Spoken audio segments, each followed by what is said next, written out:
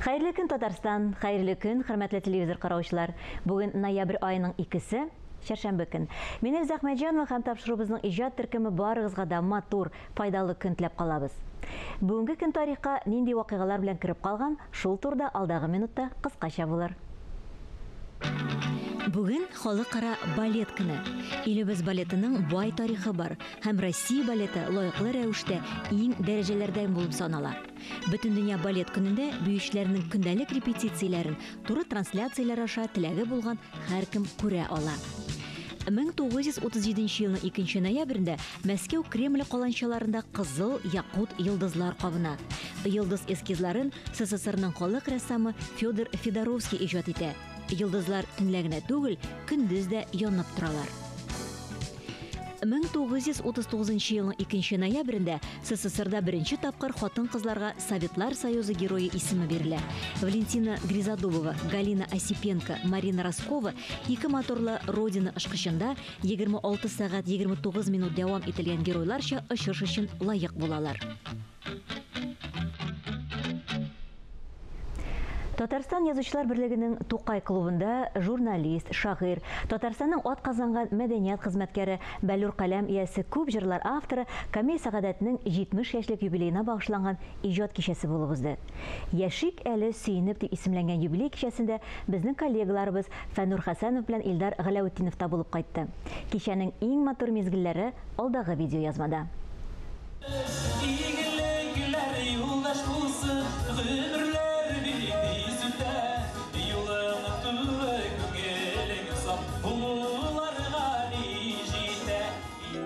Юбилей кичәсен Камил Сәгадәтнең кызы Диләрә алып барды һәм ул әтисенең шигъри тәлгәшләрен укып, килгән тамашачыларга сәламнарын җиткерде.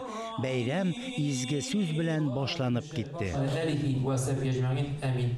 Кичәдә юбилярның күп санлы якташлары катнашты һәм алар иң беренчеләрдән булып сәхнәгә күтәрелделәр. Алар арасында Иске Рәҗәп авыл җирлеге хезмәткәрләре, шушы авыл хуҗалык җитәкчелеге, район һәм республика күләмендәге күренекле шәхесләр бар иде.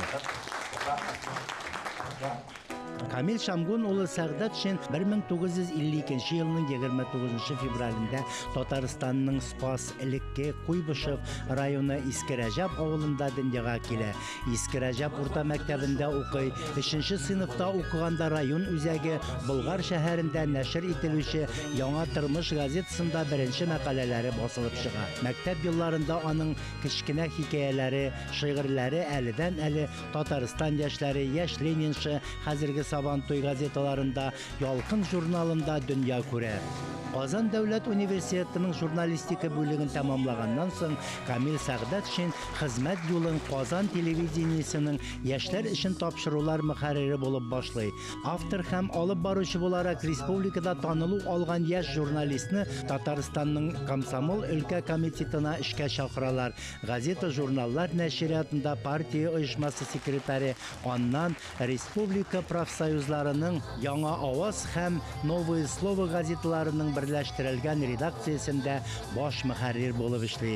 Соңрак Ватаным Татарстан газетасында бүлек мөхәррире. Бу еллар эчендә журналист Камил Сәгъдәтшин актив җәмәгать эшчәнлеге алып бара. 20 ел дәвамында Спас районы якташлар җәмгыяте рәисе, муниципаль район депутаты булып сайлана.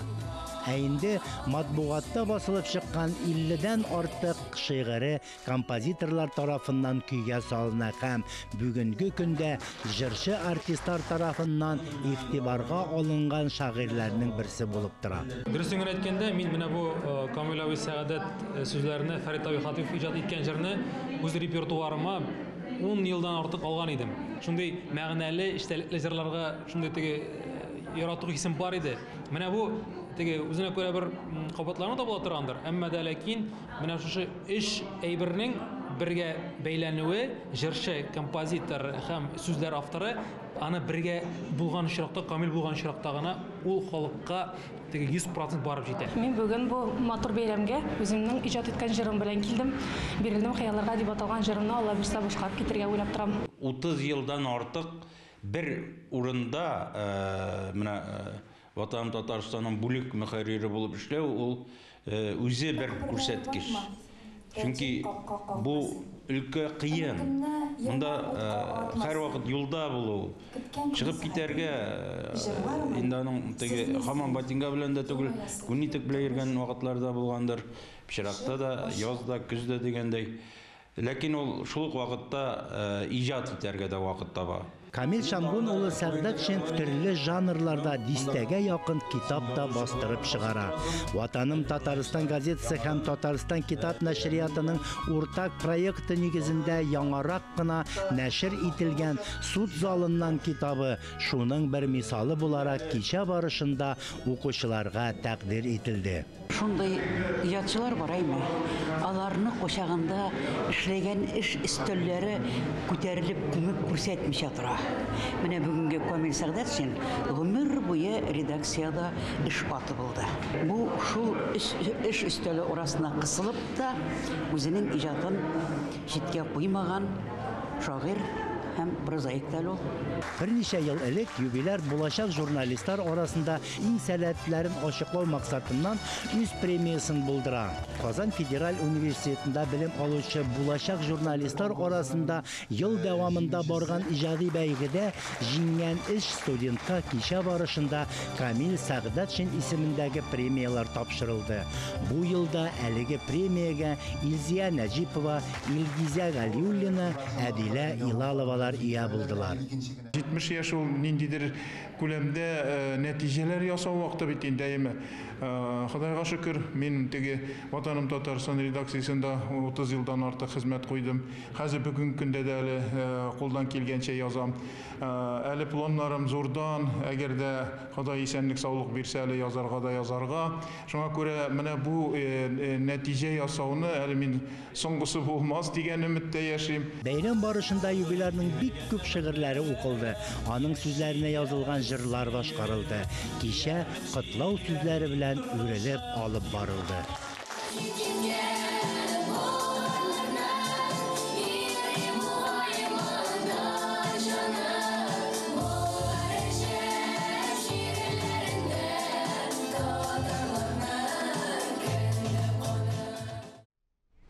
Эфирда хәерле көн Татарстан тапшыру, без туры эфирда эшлибез. Шушы минутта безнең белән булган һәрбер тамашачыга матур көн, күтәренке кәеф теләп дәвам итәбез. Быел Россиядә узачак Ночь искусств исемләнгән мәдәни чара беренче тапкыр республикабызның әйдә баручы музей театрларын берләштереп зур чара булып узачак. Мәркәзебезнең мәдәният учаклары әлеге чара үзенчәлекле программа әзерлиләр. Халыклар бердәмлеге бәйрәмендә узачак акция хакында без тапшырубызның кунаклары белән сөйләшербез. Лена Тябина, Габдулла Тукай әдәби музей өлкән фәнни хезмәткәре һәм Рамил Мөхетдин, Җидиән Шишмә Арча халык театр җитәкчесен студиябызда сәламлибез. Хәерле көн, исәнмесез мөхтәрәм кунакларыбыз. Хәерле көн. Хәерле көннәр. Концертлар узачак, күргәзмәләр ачылачак, мода театрлары яңа коллекциялар белән чыгыш ясаячаклар, квестлар, экскурсия, викторина барсын да әйтеп бетергә мөмкин түгел, чөнки шушы бәйрәм кичендә 59 мәдәни чара узачак. Уйлап кына карагыз әле, 59 мәдәни чара. Һәм менә безнең республикабызның милли музее менә шундый зур үзенчәлекле масштаблы проектның башында тора. Аларның тәкъдиме белән быел беренче тапкыр узачак. Шулаймы? Әйе, чынлап та быелгы бу бәйрәмне без инде бик көтеп торабыз. Ул элеккегечә һәр музей үз казанында гына булмаячак, бөтен музейларны иң күренекле татар театрларын берләштереп уздырыла торган проект бу. Һәм милли музей ул инде безнең иң баручы төп музей буларак, алар инде үзләренең монда проектларын безгә дә тәкъдим иттеләр. Менә иң кызыгы шул, автобус белән башлап милли музейга килгән кешеләр автобус белән йөреп, анда экскурсоводлар сөйләп барачаклар. Төрле музейларда, милли музейның бит аның филиаллары, ул инде Салих Сайдашев музейда, ул инде Горький музее, Шариф Камал музее, Тукай музее, менә бу бөтен музейлар буйлап йөри автобус. Шулай итеп әле төрле сәнгатьләрне генә берләштермей, төрле музейларны да берләштерә.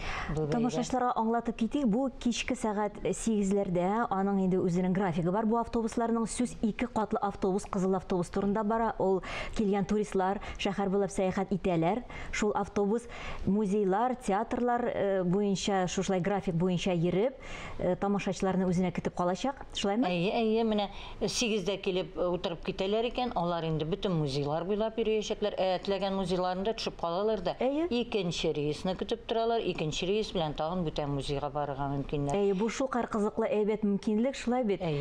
Шулай итеп иртә беләнгә кадәр йөриләр. Иртә беләнгә кадәр йөрмиләр инде, чөнки безнең инде сәгать 11-дә төн бетә.